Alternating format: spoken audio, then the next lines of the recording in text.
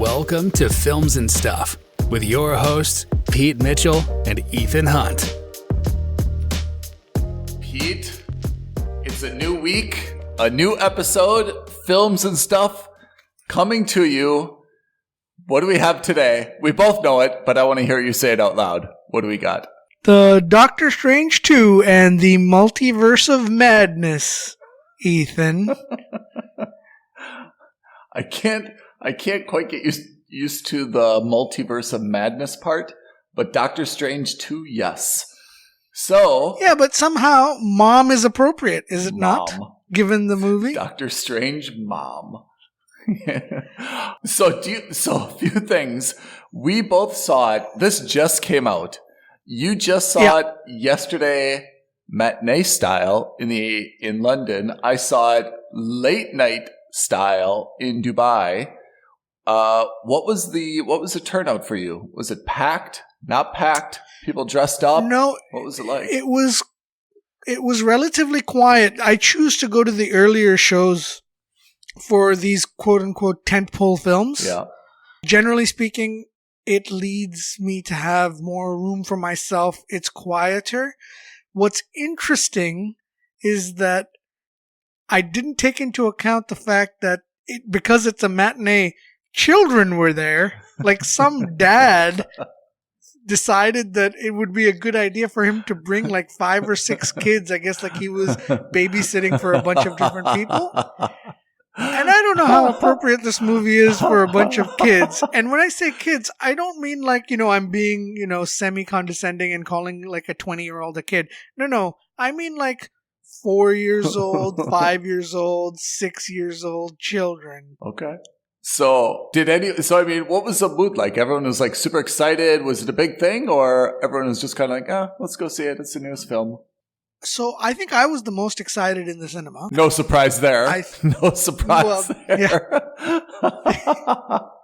And what's weird is that nobody or very few people stayed back to see the post-credits or mid-credits and post-credit scenes. Bravo for them. Spoiler alert. Yeah. Spoiler alert. They would have been disappointed. Yeah. So why don't we break this down?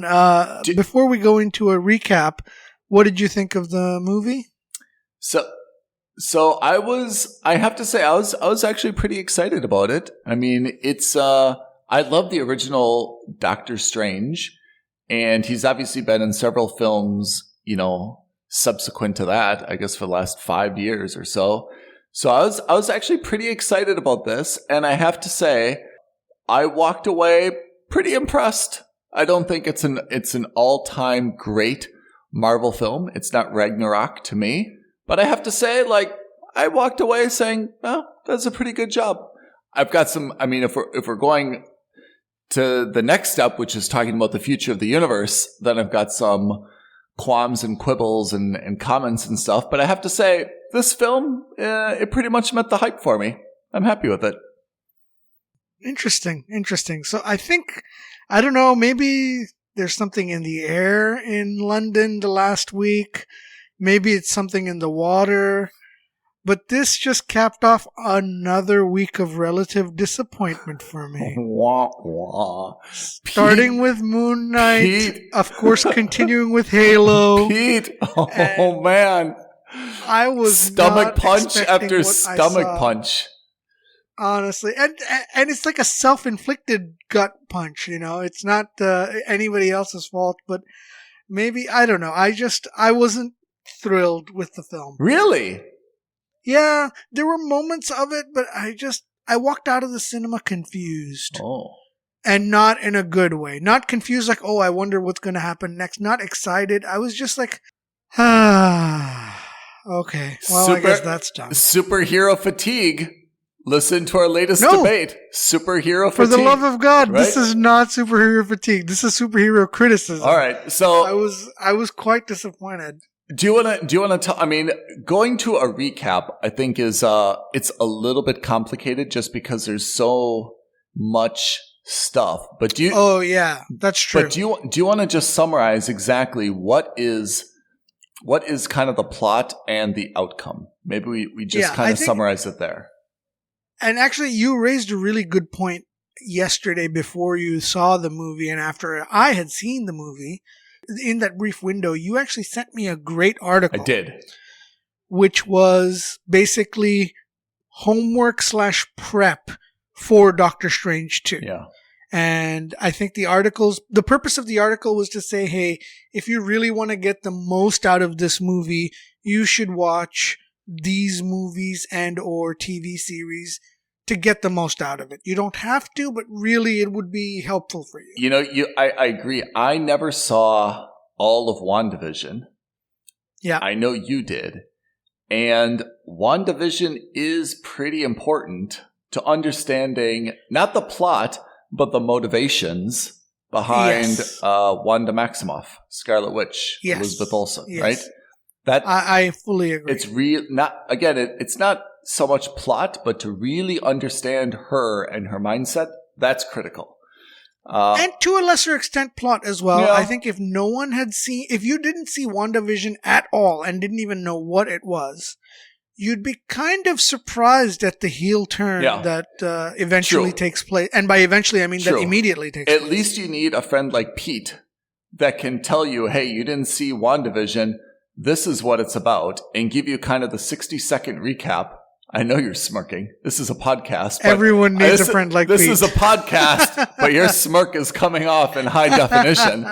But it's true. You need someone who's seen WandaVision who can say, hey, it's okay if you didn't see it. This is what happens. And then you're like, oh, okay, I get it. And then you see Wanda Maximoff in Doctor Strange 2 Mom, and you're like, I get it. Yeah. Okay.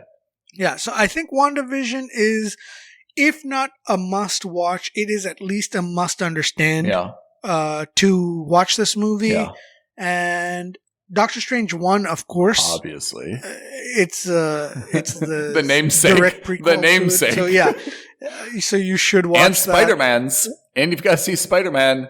Yeah, which, I mean, most people will have anyway, but yes, I would suggest that, watching a little bit of Spider-Man, at least to understand the or to at least, to get the implications of the multiverse as it exists. Yeah. Anything else you think we should be watching? There's a lot of references here. I mean... Yeah, but none that refer specifically to TV shows or to movies. But there's more to the comics. Yeah. I don't want to say they're Easter eggs. They're more than that. They're people, and if you... extended cameos that I wasn't happy with. Sorry, I can't help myself. I can't help myself. Okay, so with that in mind, we know that you should have seen if your let's call them like prerequisites, kind of like when you're in university, right? And you say like, okay, these are the classes you have to have taken. Yeah, if you want to take these classes, exactly. You've got to have seen the original Strange. You've got to have seen some Spider-Man. You should highly recommended see or know about WandaVision. Obviously Endgame 1 and 2. If you've done that, then you're probably fit for purpose. You can sit in this movie and you don't have to be leaning over to the person next to you saying, who is that? What is that? Why is that? Right? Yes. I mean, the optimal position would be if you also understood and knew the comics, then you'd be in great shape. But, the MCU wasn't really built around that. A lot of these cameos that they throw in and a lot of references they throw in are really exclusively for those guys who are like sweaty comic book nerds. Yeah. Why sweaty? Yeah. Well, you know what I mean. Like they living in the South. I'm one of them. Living in the South. Yeah. All right. So anyway, getting that out of the way, I think I'm going to give you a very brief recap because there's actually quite a fair bit I want to talk about in this movie. Yeah. But the briefest of recaps is that Doctor Strange encounters another superpowered being. Yes. Who can travel through multiverses. Yes. On her own. That's her superpower. Mm-hmm. And she's the only one in all of the different multiverses that can do this. And she knows this because she can't dream. And apparently our dreams are the realities of ourselves in other multiverses. Which I think is mind-bending. And also, she says she's never met herself in another universe or multiverse. Exactly. Yeah. Exactly. So those are the two giveaways. So you meet a very, very important character. Her name is America Chavez. America. I cannot for the life of me pronounce her first name, her real life name. I think it starts with an X. I don't even want to try. Very young actress. I think she's only 16 years old. Zatachil or whatever it is. I apologize. Gomez, is that right? Gomez is correct. Yeah. She is pretty much the instrumental figure in this movie. She is what I would consider... She's the human equivalent of the MacGuffin in this movie. True. She drives the plot forward. She is the thing that everyone is chasing after. And we quickly learn that Wanda Maximoff, or the Scarlet Witch, has turned evil and she wants to grab America and absorb America's powers. And the reason she wants to do that is so that she can go to other multiverses, to the other universes in our multiverse. Because in this current world, which is classified as Earth 616, which is a great throwback to the comics because that is correct in the comics as well. Mm-hmm. So our reality that the MCU exists in that we know of is Earth 616, and she wants to leave this universe and go to another one where her children are still alive, even though they never existed in this universe. And because she dreams of them every night and she wants to be with them, and she had a traumatic experience, obviously. She made up these children in this universe, and then it was pulled away from her because, she had enslaved this town. Again, this is all WandaVision backstory. Anyway, irrelevant. So Doctor Strange from our universe has a fight with Wanda from our universe, and that fight extends into multiple other universes in the multiverse, which, that leads us to get some really trippy visuals. It's cool. We get to one universe where Doctor Strange is dead. We find out that he's dead saving the world from Thanos, but we find out it's not that. He's dead because his group of allies kill him, and he sacrifices himself because by traveling to other universes, what happens is the two universes get closer and closer until they collide. Right? It's called an incursion. Mm-hmm. And, we're getting into the sweaty nerd details of this. But the idea is that the more you spend time in another universe that you're not meant to be in while you're, visiting, the more that universe gets pulled into yours and vice versa. And that collision leads people to die. And, it's just a bad thing overall. He manages to escape Wanda. He manages to... So essentially, Wanda Maximoff is able somehow to travel then to the other multiverse where Strange has traveled with America Chavez, and they basically kind of fight through her own localized proxy, right? Correct. And so...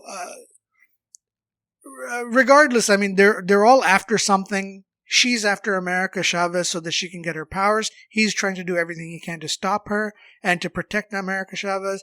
There's a massive multiversal battle. He meets himself in another universe who's evil and has become corrupted by this magic book, which Wanda has in our universe. And there's another battle there. So they fight. So Doctor Strange doesn't just fight Wanda, but he's fighting himself. He comes out victorious, and he ends up back in our universe in a third version of Doctor Strange. They fight with Wanda. Then with America's help, she is able to help convert Wanda back to, let's say, sanity, because she's apparently lost her marbles. Back to 616. By showing her what her children see her as now. And her children think of her as a monster because she's lost her mind and she's killing everyone. And so that kind of snaps her out of her evil funk. she comes back to our universe and she destroys this special building that's the embodiment of this evil book or this evil witchcraft source of power. And that's kind of where the movie more or less ends until you get to the post-credit scene. You learn that, by the way, because Doctor Strange had interacted with the evil Doctor Strange, he is now corrupted as well, and he grows a third eye. Yeah. And then that's it, really. I mean, we're getting into the weeds of the post-credit scenes and the mid-credit scenes. But I just thought the whole movie... So that's where we are. That's a summary. And the summary is, again, there's a lot to take in because you are traveling between worlds. And obviously there's the same character, Doctor Strange, as it were, but there's multiple different versions of him, each kind of a little bit better, a little bit worse, a little bit more arrogant, and a little bit more, whatever. So everything's resolved in the end. We're back to normal. We have lost Wanda Maximoff from our current Earth, 616. And Doctor Strange, as you mentioned, is now kind of corrupted. We don't know if it's good corrupted or bad corrupted. Or I should say, we don't know if he's corrupted bad or if he's kind of enhanced, but obviously he's different now. And that's kind of where things end, although obviously there's a little teaser that this is going to continue on in other multiverses for the foreseeable future. Sure. So everyone walks away kind of, although we've obviously lost Wanda Maximoff from this lifetime. Actually, I don't think we have, by the way. Oh. I don't think we have, because as the building came crushing on top of her, you see a red, ball, puffball. So it could... Look, for all intents and purposes, she is dead, but I think they did that just as a way that if they ever want to bring her back, they can. Okay. So tell me what you liked and what you did not like about this movie. Give me some likes, first of all. All right, yeah, let's do the likes. Let's be optimistic. This list is less critical. Yeah. Like Doctor Strange 1, if you have seen it, I have never done drugs in my life. However, watching Doctor Strange 1... This is still films and stuff you've turned into. It's not... No. It's not Confessions by Pete. This isn't Confessions of the... or anything like that. However, I will say that having watched Doctor Strange 1 and now Doctor Strange 2, I feel like I visually understand what happens if you take acid. Okay. Does that make sense? It does. Strong statement. Some of the visuals are super trippy. Yeah. Like when they're going through the different universes, one of them is where they're all paint. It's all it's the... No food. And kudos to the artists, kudos to the, visual effects guys and that team. They have managed to portray something unique that I've never seen anywhere and something that I would never even have imagined of thinking of. That's what I mean by saying that, it's kind of like a visualization of what it feels like to take acid. It's unbelievable, the mirror universe, all the effects and that's not even including all the stuff, the visual effects they do when they're fighting. I mean, it literally is the madness of the multiverse. So I really liked that. I thought that was great. I really liked Ms. Gomez, America Chavez. I'm going to call her America Chavez just because I know that her name. Again, not sure what the actor's name is, but I thought she was very good. Okay. I really liked her. I thought she, considering her age and considering she's now, I think they've set her up to be one of the more important elements of the Marvel universe going forward. She's coming, yeah. Yeah. I don't think there's any way to get around that. I think she's going to be a mainstay of it. I must say, I liked Wanda as the bad guy. Yeah. When she's being evil, she's being really evil. I have to say, she's absolutely kicking ass. I have to say, it was the swan song for Elizabeth Olsen. I mean, if this is the last time, I assume it's not, but if this is the last time we ever really see her as Wanda Maximoff, she finally got some good billing in a movie, and she really embraced being a bad guy, a villain, right? Like she really embraced it. And while her motivation was relatively not weak, I don't want to say weak. I mean, I'm empathetic. I'm sympathetic, but she did everything that she could and more with what she was given. Yeah, I agree. Yeah, and I really did like that. I thought she was very good.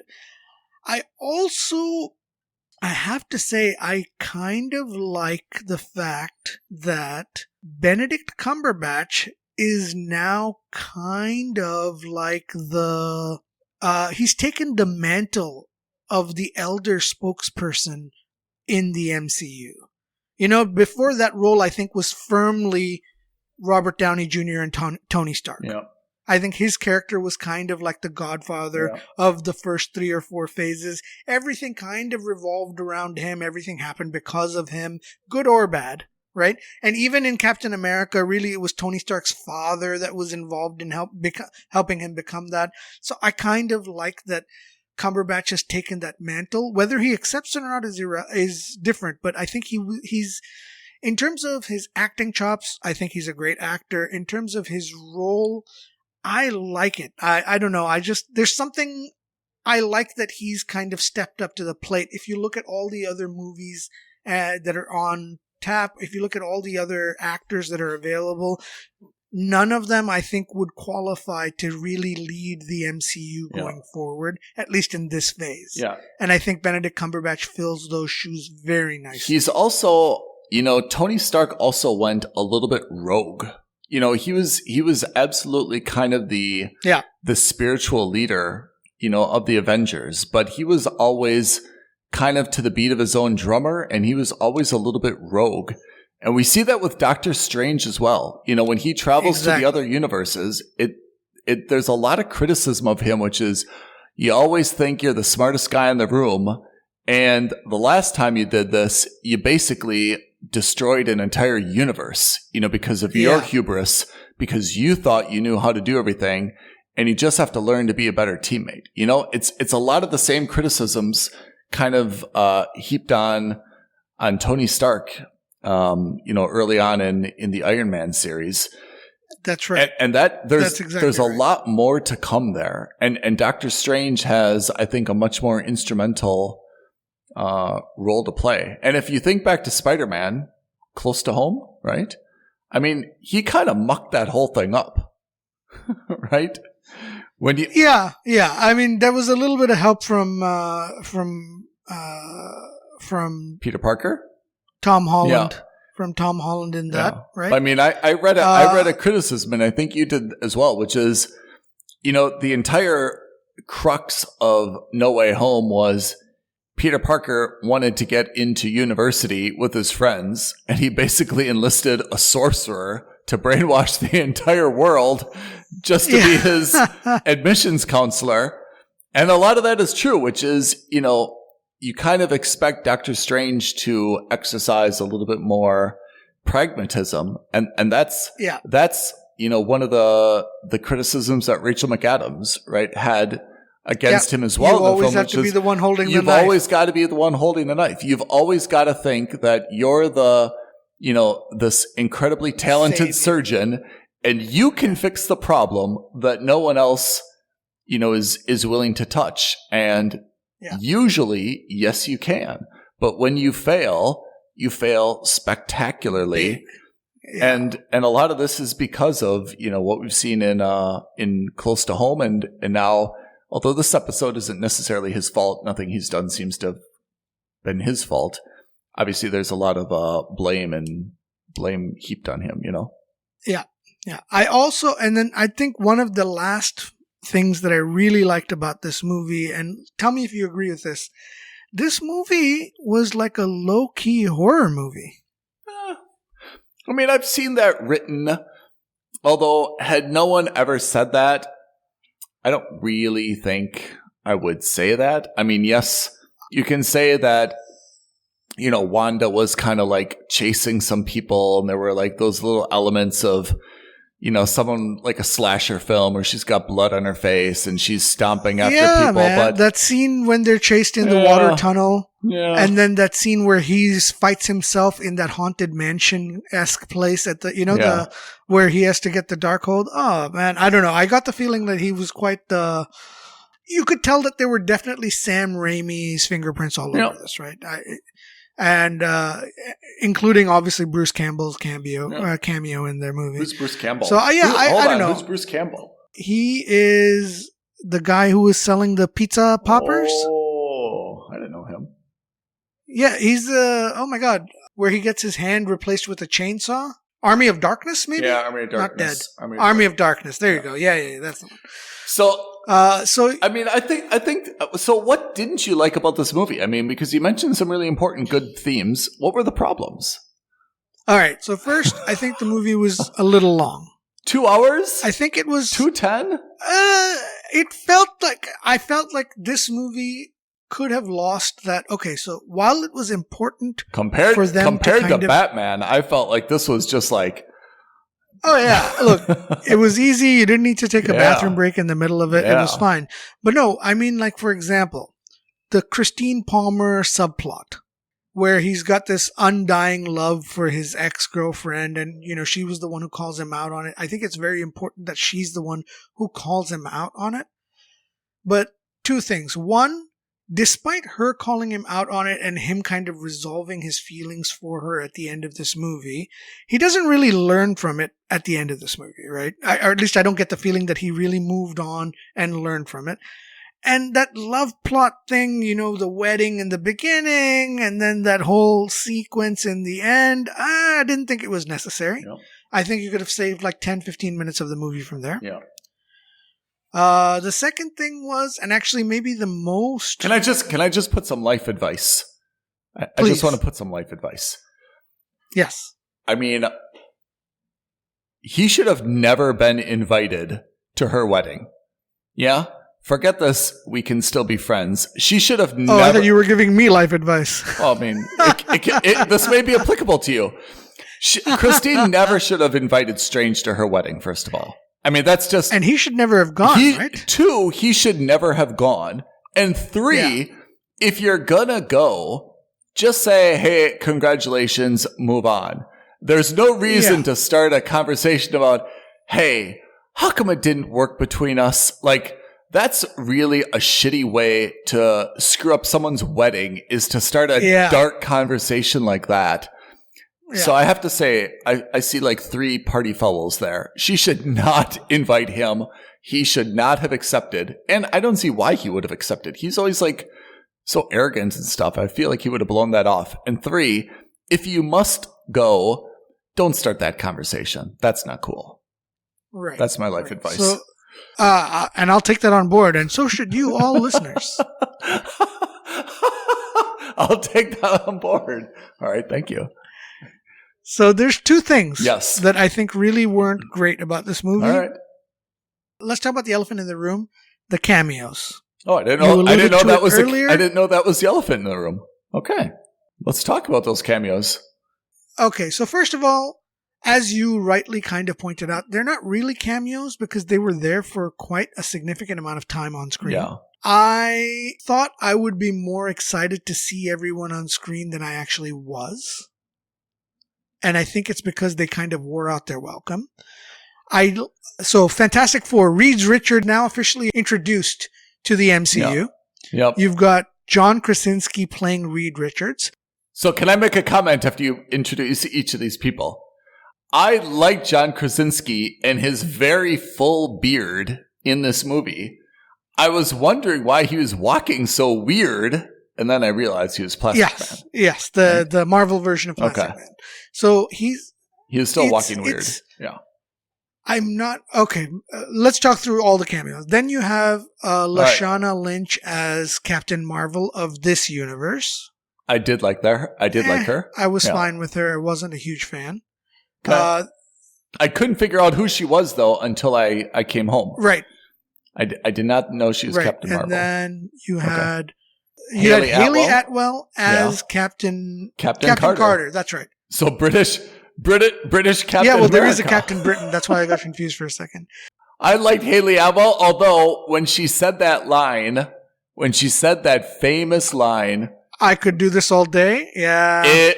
I feel like they should have said, okay, that's good. Let's do another take. All right. Say it with a little bit more emotion. Yeah. So Haley Atwell, then you had Patrick Stewart coming back as Charles Xavier, i.e. Professor X. Yep. But this time at least comic book accurate with his wheelchair. In a bumper car. Yep.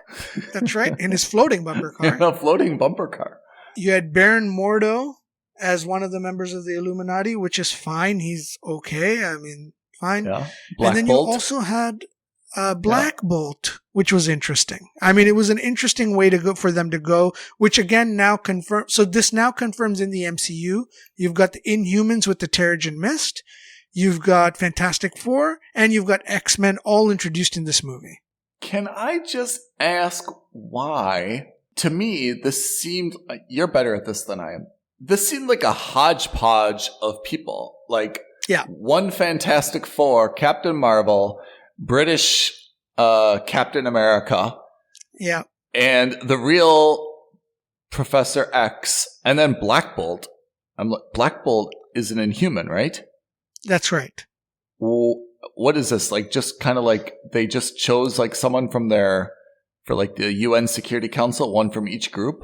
So what they have is in the comics, there was the organization is there. It's called the Illuminati. It is that organization. Oh.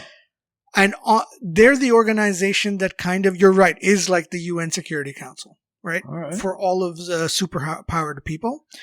But what I didn't like about if they had just stopped the cameos then and there, I would have been absolutely fine with it. I would have thought that was wonderful. And I would have said, let's call it a day and move on. And, if you need to play around with someone, do it with Baron Mordo. Because at least he makes sense for Doctor Strange. Yeah. What they did, though, was then they have a fight sequence where Mr. Fantastic and all these guys fight with Wanda. And she summarily and with no effort decimates them all. And not just decimates, she actually kills them.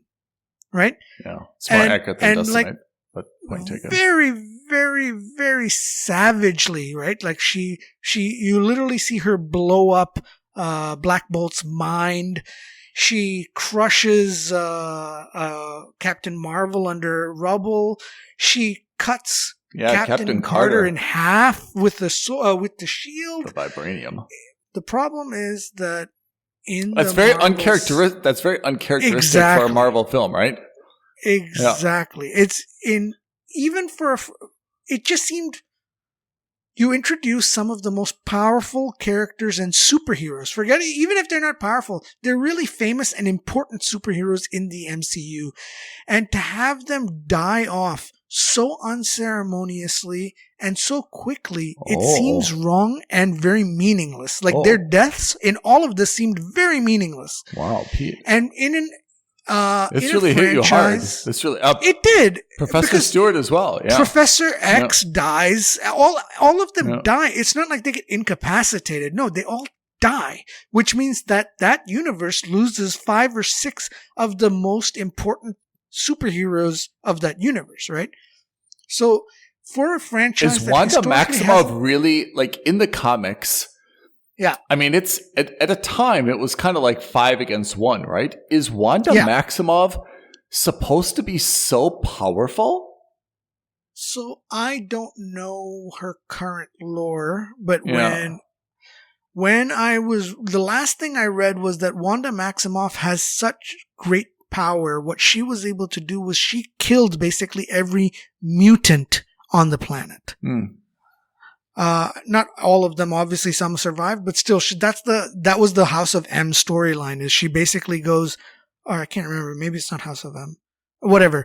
It's, she basically decimates the entire planet and reduces the population of all mutants by like 80% or something like that. It's insane. So I think she's always been powerful, but I think the difference is that we've never seen her do this, even in the comics. Yeah.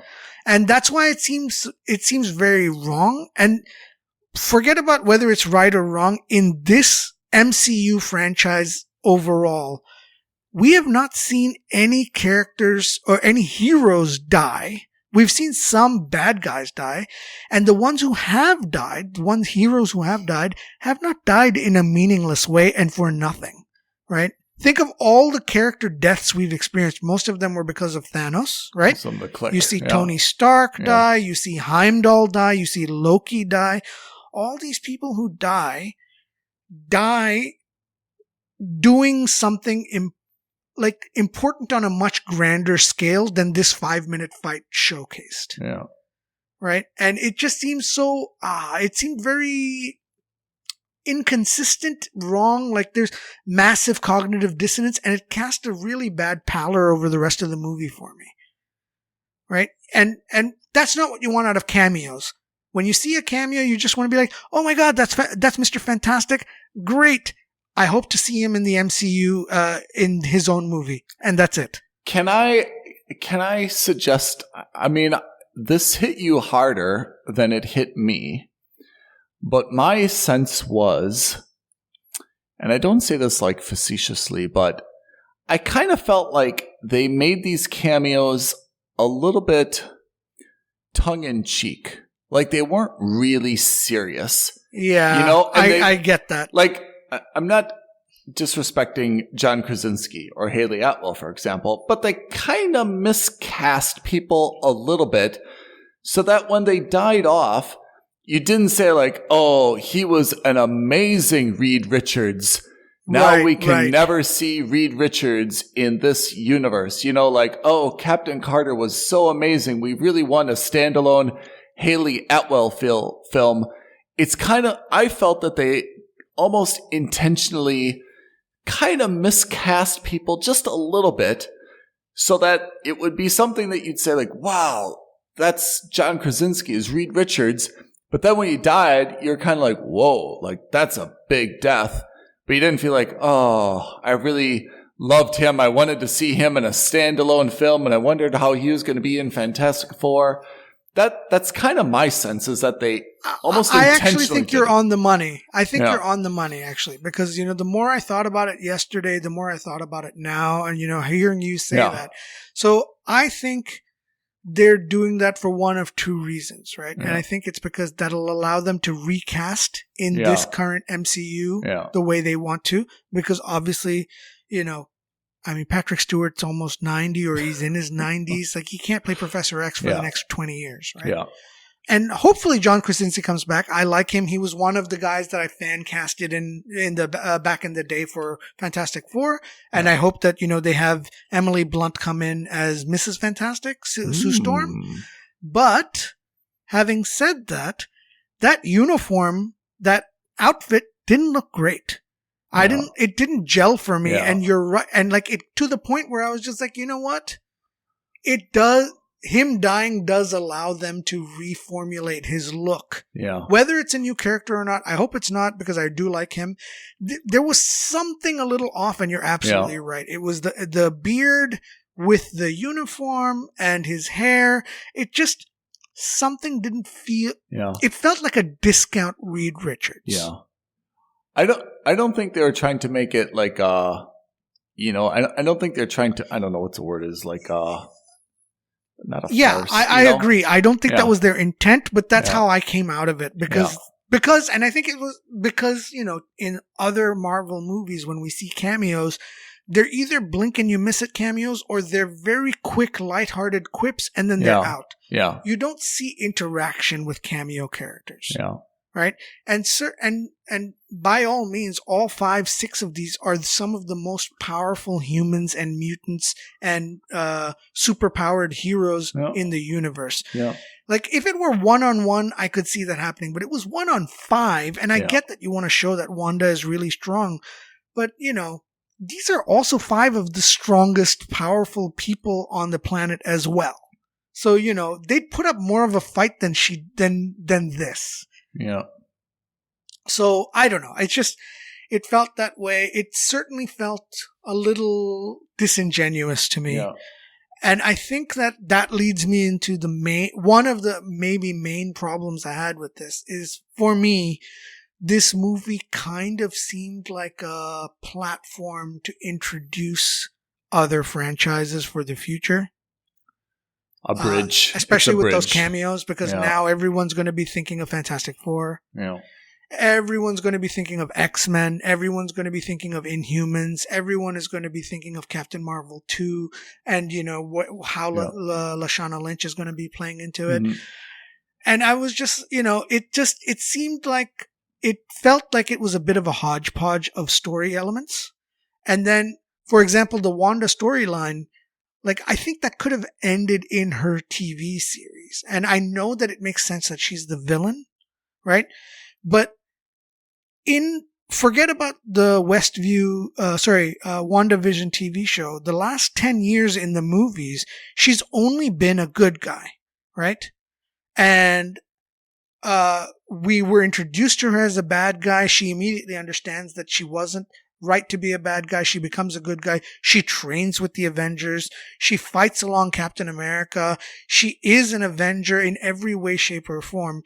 And then all of a sudden, after WandaVision, she does like this quick heel turn, and it's a really quick heel turn. So it's not, that seemed like it was a little too much of a jerky maneuver for me. I think the heel turn for me was maybe justified, except for the fact that, as someone pointed out in the movie itself, like, hey, if you want to go to another universe and be the mom to your kids, that means you've got to basically rub out. Yeah, you've basically got to kill another you. And that person's going to feel how you feel now. Like, it doesn't really make sense. It's not like you've got 2 orphan kids out there and you're trying to get to them. You're basically saying, hey, you're going to replace yourself. How is that better? Like, net, maybe you in this universe is better, but you in that universe is worse off. So you're not actually changing anything. And I think that's the logic that really kind of got me. It would have been different if she was trying to bring her kids back or get to her kids, or there was something that, she was trying to, get and make the pie bigger. But the fact that it was going to be kind of like no gain, irrespective of how it happened, didn't really sit well with me. Although to be fair, I thought that she did about as good as you can do with the material. And again, the hard part of this film, it's Doctor Strange. We're limited as to, what kind of domestic terror threats we can have. I thought that the overall storyline was actually pretty decent. And I liked it. To be honest, I thought it was pretty good. My problems were, if I have some criticisms. Please, yes. There's a lot of CGI. Of CGI. And it's very good because it's Marvel, but there's just a lot. And you've just got to be willing to kind of put up with that. I thought kind of in the opening scene, it was a little bit, it was just like a little bit juvenile or comical. You've got kind of this monster with one big eye. It just didn't seem like a serious monster. And it wasn't, I'm still not clear. It was a comic throwback, though. It was a comic. Oh, really? Nah. Yeah. And it just wasn't clear, like, how this thing got there, why it was there. I thought it was a little bit like, is this really going to be a serious film? Like, I was just kind of turned off at the beginning, but then it kind of like captivated me. I thought Strange did a great job, Cumberbatch. I thought that, to be honest, all the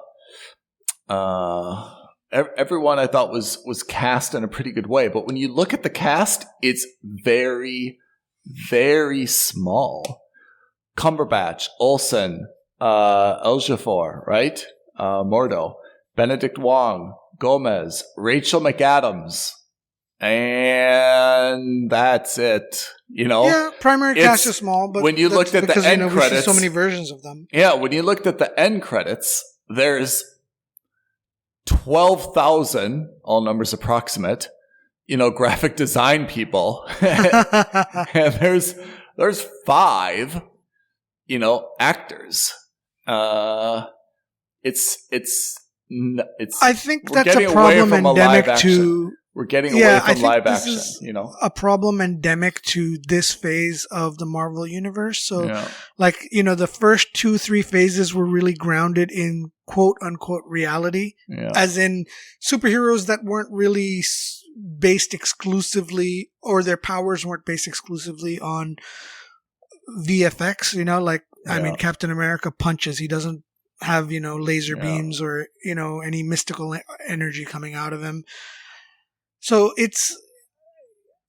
I get it. I know what you mean, but I think that, again, if you saw the first one and if you remember the first one, they do it well enough that it's not such a crazy thing. I thought, for example, I think the end of Shang-Chi was a little more egregious. I thought that CGI was like even more so, because you were not just fighting. You didn't just have CGI like lasers going around everywhere. You had CGI monsters and CGI fight sequences. So I think that was a little bit more egregious in my opinion. But are you excited about where we go with the multiverse? Because now Spider-Man kind of introduced it a little bit, where you saw other Spider-Men, right, and rogues come into Earth 616.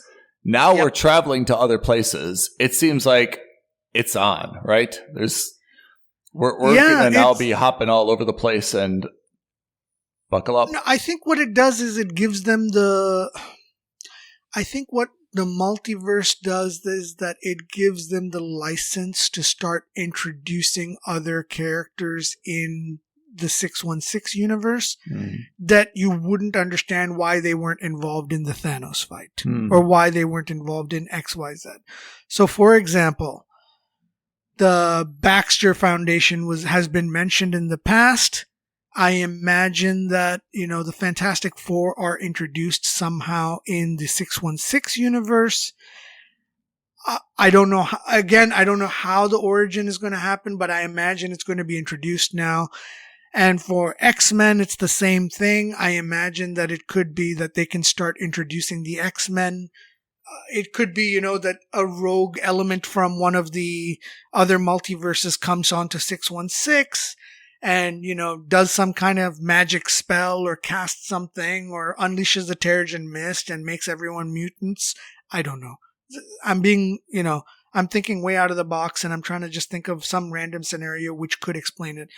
With the Inhumans, at least we know they could have been here all this time because they've got their base on the moon and we don't know about that. Fine, that can kind of be explained away, kind of like the Eternals were explained away. Yeah. But I expect now that the idea has been, or let's say the seed has been planted, right? We've always thought about it. We've always wondered, especially since Disney acquired Fox. I think now we're going to start, now that the seeds have been actually planted in the MCU, I imagine we're going to start thinking about people who are, about how they're going to actually integrate these families and these stories into our universe. So either there's going to be a lot more jobs at MCU, or everyone is going to completely lose their negotiating leverage, because if your contract demands are too high, forget it. We've got 615 other U's that we can cast. And you don't like it, Reed Richards? You don't like it, Reed Richards? Hey, Pete, forget it. I'll get another Pete. Yeah. Ethan? Yeah, forget it. We'll yeah. just get another Ethan, Yeah, look, I don't I'm just kidding. You can't be replaced, buddy. I don't know if Marvel would hire John Krasinski for a cameo as Fantastic Four, as Reed Richards. Yeah. I think that they have probably already cast him for other movies going forward. It could also be. I mean, if Marvel is really clever, which they are, this could also just be like a screening, like a testing. Say, hey, exactly. Let's just throw 4 people up there. Let's see it what could just be that. Let's see what the reaction is. They say, oh, people like John Krasinski at Reed Richards. Done. We'll just say this is our plan all along. They don't like him? He died. It was in another universe. Yeah. Look, I agree. That's certainly one way they could. I'm just saying, but that's my point is if it were anyone else who wasn't someone in the running, I could see that. Right.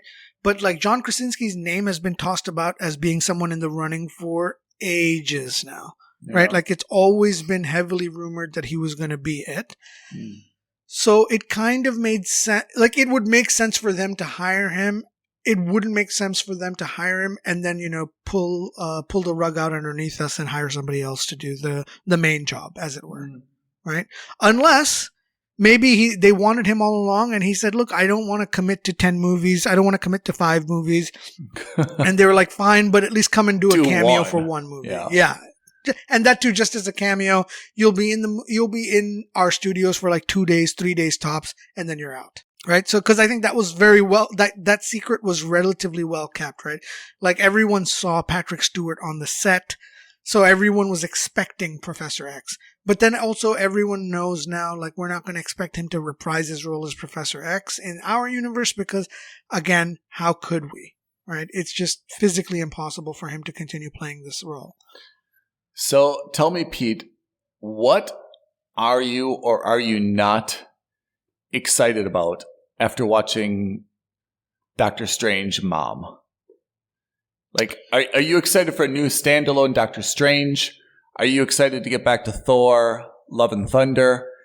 Are you looking forward? Where are you standing on MCU that's exciting you or not exciting you? So I am excited for Thor, of course. I think Thor 3 really revitalized the character and I think really revitalized that franchise. So I'm looking forward to Thor 4. Okay. And in terms of going forward, am I super keen on Doctor Strange 3 at this stage? Actually, no. Oh. Not super, super keen, but only, I think with time I'll get back into it. I'm not super enthused about it. I am very keen on a Fantastic Four movie coming up. Oh, really? I'm very... Really? So Fantastic Four, in terms of Marvel, was the first superhero family. They were the first superhero comics released by the Marvel brand. And so I have a very special place in my heart for the Fantastic Four because I give them a lot of respect. They really were the first. And also in terms of the movies, the first Fantastic Four movie way back in the day wasn't horrendous. I mean, it wasn't great, but I mean, especially compared to today's movies, but like in the scheme of, superhero movies of the time, it wasn't bad. We got to see Chris Evans. We got to see, Jessica Alba. And I guess Chiklis played, Michael Chiklis. I think Chiklis played, Mr. The rock guy. The rock guy. The thing. Yeah. So, we got to see that, and Eoin Grufford was fine. He wasn't anything special. But I didn't mind that movie so much. I thought they were quite faithful in terms of their origin story. And honestly, if there's looking further ahead, if there's anyone who could be the main bad guy for this phase, there's 2 potentials right now. One is Kang the Conqueror, who we saw in Loki. Mm-hmm. And the second, who I'm really hoping for, is Doctor Doom. Oh, what about, what I'm looking for is, I'm looking for kind of like a more neutral bad guy. And I go back to the TVA, right? The Time Variance Authority that we saw in Loki. Yeah. I want, just like Thanos wasn't really a bad guy, right? He wasn't evil. Mm-hmm. He just had his own vision. I'd like someone from the TVA, to come in. It would be good. It can't be, but someone like Samuel L. Jackson, like someone who comes in, The Rock. He can't either. Someone like that who comes in. It can't be Luke Wilson or Owen Wilson. He's too nice. Someone who just comes in and starts kicking ass and saying, you know what? I'm going to clean up this timeline. I'm going to start putting everyone in the universe they belong to. That's Kang the Conqueror. It is? You've exactly identified Kang the Conqueror. Oh, really? Yeah. That's we're both right. Exactly him. Really? So Kang the Conqueror showed up in the last 2 episodes, I think, or in the last episode of Loki. Oh. I cannot for the life of me remember the actor. He is the head of the TVA, and his idea is that this is how you maintain balance, and that's what all of those guys were doing his bidding to maintain the alliance, right? And he said at the end, because Sylvie, the alternate Loki, wanted to kill him, and he said, if you kill me, other Kangs the Conquerors will come, and they are not benevolent. I won that war against all of there was like a multiversal war of Kang the Conquerors, and the one that we saw in Loki, he won. That's why he created the TVA, to keep everyone in check and keep a balance. And now that he's dead, we're going to see other versions of the Kang the Conqueror fight it out to be the top spot again. Should I be watching Loki? If you haven't seen it, I recommend it. I like the show a lot.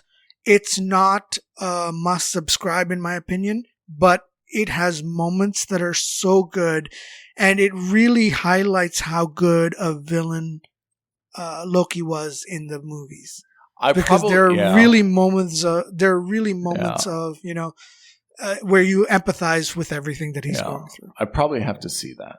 I highly recommend. I mean, I saw like the first few episodes of Loki. I can't remember what distracted me, but I probably have to go back. Now that Thor: Love and Thunder is coming out, is Loki going to appear in that? That's the next big MCU we've got, right? So yes, so canonically, actually, I can't even say that canonically, but in as far as Thor is concerned, Loki is dead. Right? And not dead like Loki pretending to be dead. He's dead, because Thanos did kill him.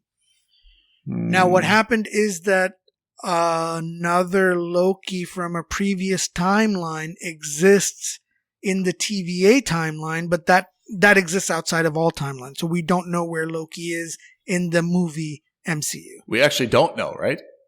We don't know. In the TV series, he's still at the TVA. And that's where we last saw him. Okay, so let's wrap it up for Doctor Strange 2 Mom, Multiverse of Madness. What is your rating? I feel like you're saying this is a wait for it.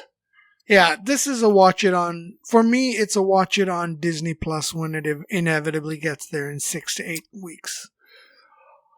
I'm going to say this is a must see. And I mean,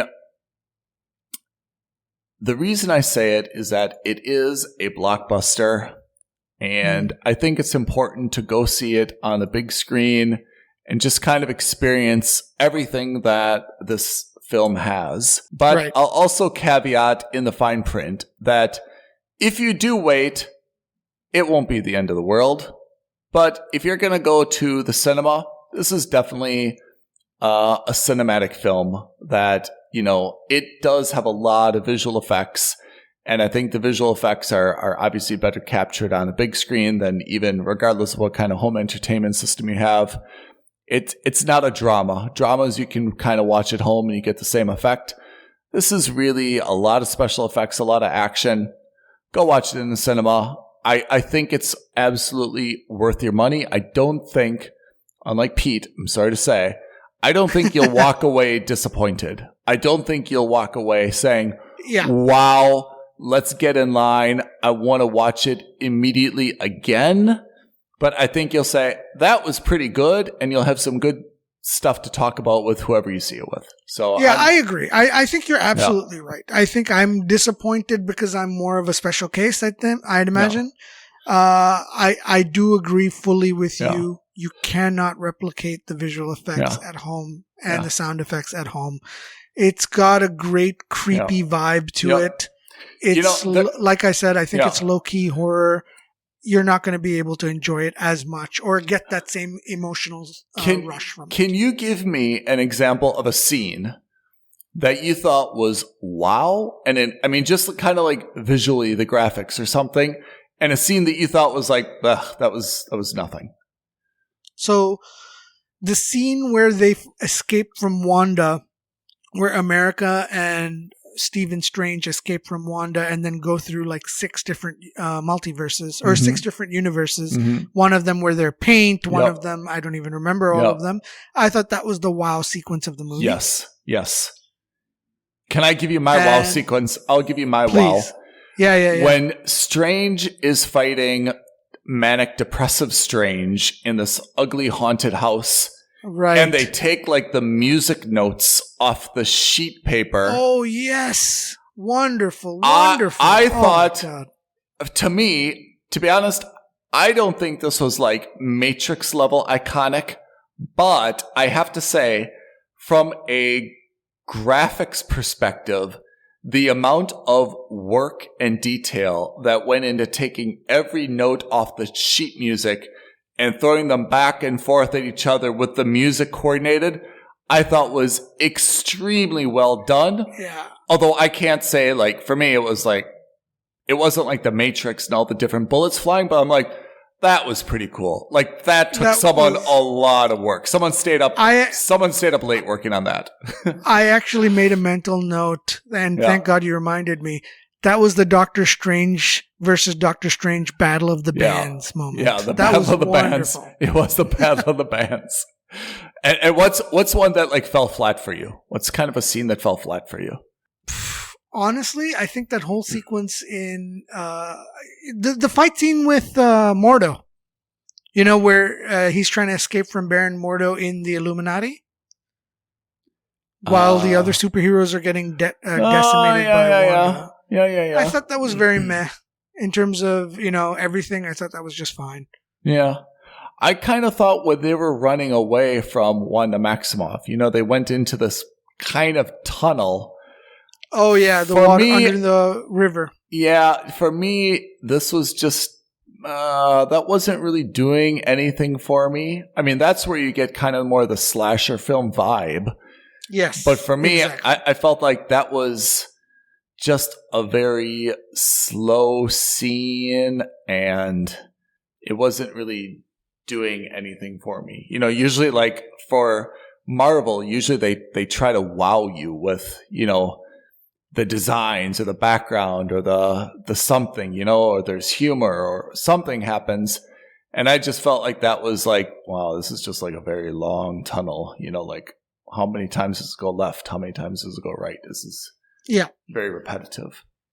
Yeah, but I agree. Did you laugh at all during this movie? I mean, some of the, were there any really good jokes? No, there were a couple of standout funny things. I like Wong.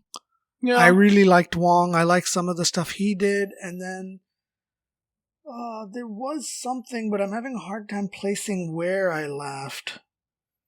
I laughed when they first were introduced to America and they went out to like this pizza place. There was a time that Strange was having a conversation with like America, and I thought like a fan came up, right? Yeah, and she's like, "Do you mind if I film this?" Yeah. And he was basically having like 2 conversations at the same time, and I thought that was kind of funny. Yeah, because he was like, she asked, "Do you mind if I film this?" Yeah. America asks something and Wong asks something and he goes, yes, no, yes, or yes, yes, no, or something like that. Yeah. He's finishing 3 conversations at one go. Yeah. No, there were definitely moments of levity. It had its it had its hallmark Marvel quips. Not as funny though, I have to say, as I remember films to be, Because certainly there have been other ones that were funnier. Don't get me wrong, but what I'm saying is that it certainly still at least had moments of levity. Yeah. Whereas some of them have had more. Yeah. But I don't think this was lacking in that department either. Yeah.